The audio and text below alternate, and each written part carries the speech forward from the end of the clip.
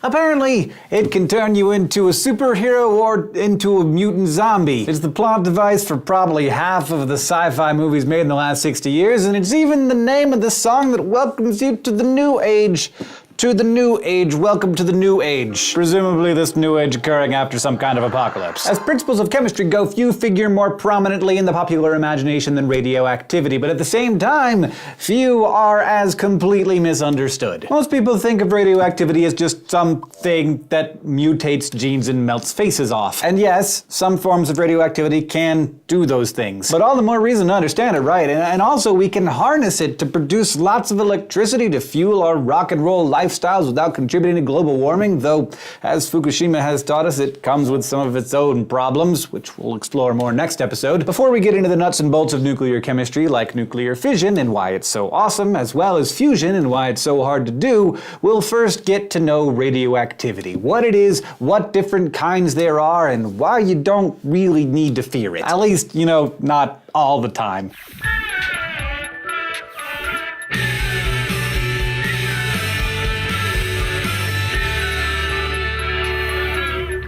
So, radioactivity doesn't actually have a lot to do with chemistry in the sense that we've been talking about for most of this course. Chemical reactions happen when an atom's outermost electrons do stuff, and the protons and neutrons and even the inner electron shells are usually completely unaffected. But the protons and neutrons are still part of the atom, of course, still part of the chemicals, and their interactions are important. When protons and neutrons get directly involved in reactions and their numbers do change, huge amounts of energy can be released, far more than by the transfer of electrons that we've learned about in other reactions. When these changes happen to the nucleus of an atom, we rather logically call their study nuclear chemistry. Now, it's probably occurred to you already that changing the nucleus of an atom can completely change its nature. Protons are the key to an atom's identity, so any change that affects the number of protons will turn one element into a completely different one. An alchemist's dream, right? Lead to gold. So as you might expect, that's not something that usually happens in a typical chemical reaction. The same can be said of that other component of the nucleus, neutrons.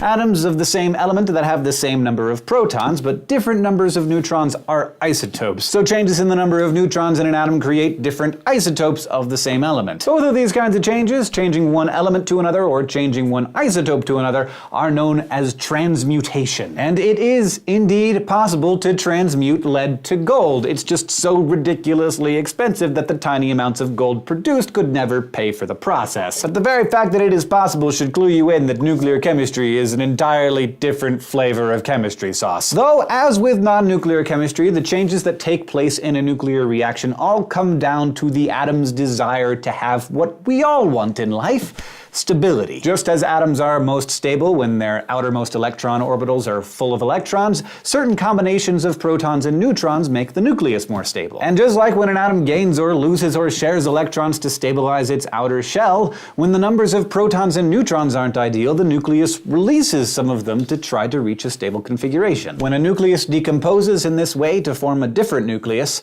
that's radioactive decay. And just like with other chemical reactions we've talked about, we need to know more about a nuclear reaction than just what's reacting and what's being produced.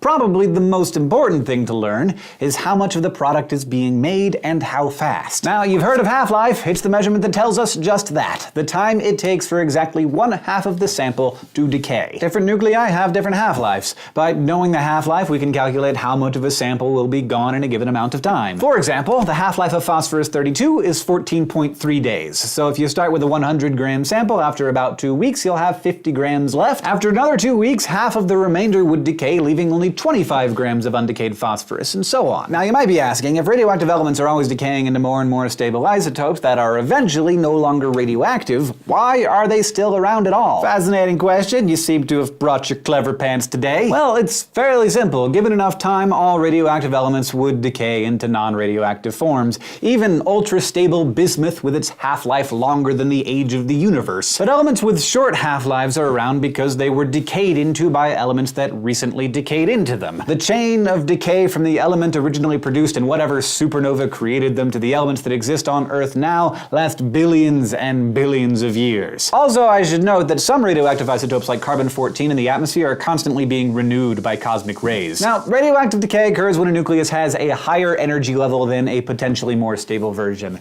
Typically, this difference in energy is released as what's called ionizing radiation, which you know as radioactivity. It's ionizing because it has enough energy to knock electrons out or add electrons to other atoms, essentially creating ions. There are three general types of radioactive decay, each named for exactly what is released from the nucleus as it decays.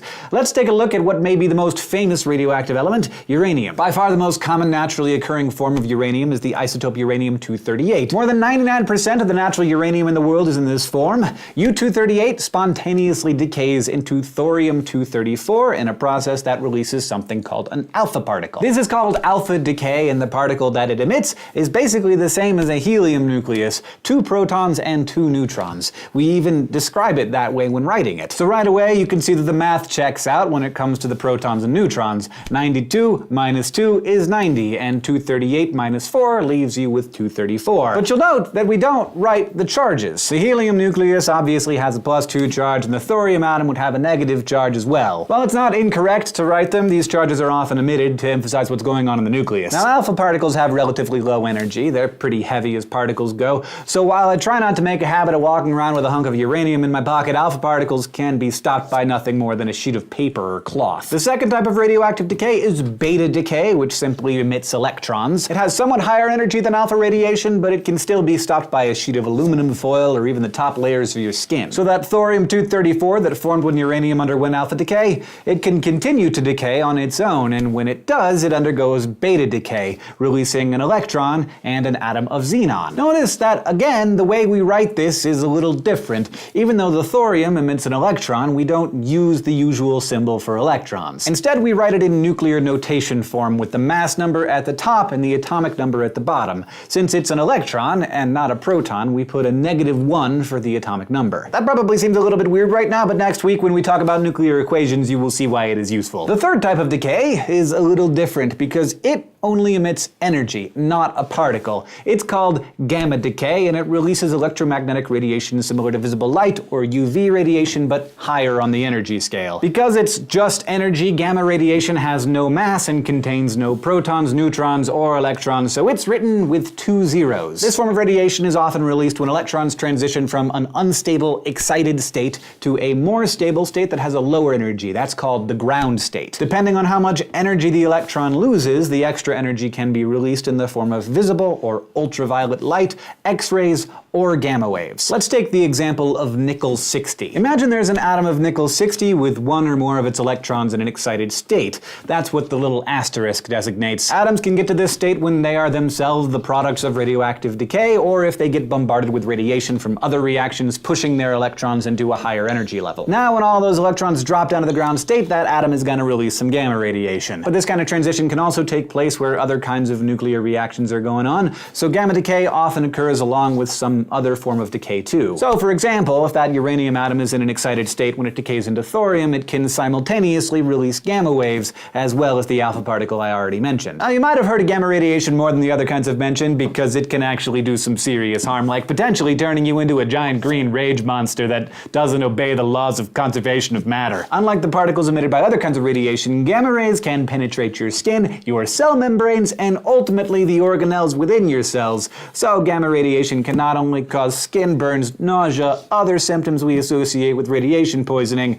it can also alter your DNA, causing mutations and cancer. Okay, but to turn the frown upside down, there's one more type of radioactivity that I'm happy to say is really simple. It's called spontaneous fission, and it occurs when an atom simply breaks into 2 smaller atoms without any outside help. This occurs at a ridiculously slow rate in most cases. In fact, the only substance that does does it at a rate that's sufficient to serve any purpose is californium-254, and that purpose is to produce neutrons for use in other nuclear reactions. But we'll talk more about that when we go into fission, fusion, and how scientists use and control nuclear reactions. In the meantime, thank you for watching this episode of Crash Course Chemistry. If you listened carefully, you learned what radioactivity really is and about transmutation among elements and among isotopes, and how to make calculations based on an element's half-life. You also learned about different types of radioactive decay, alpha, beta, and gamma, and about spontaneous fission. This episode was written by Ida Gonzalez and Blake DiPastino. It was edited by Blake DiPastino, and our chemistry consultant is Dr. Heiko Langner. It was filmed, edited, and directed by Nicholas Jenkins. The script supervisor was Michael Aranda, who was also our sound designer,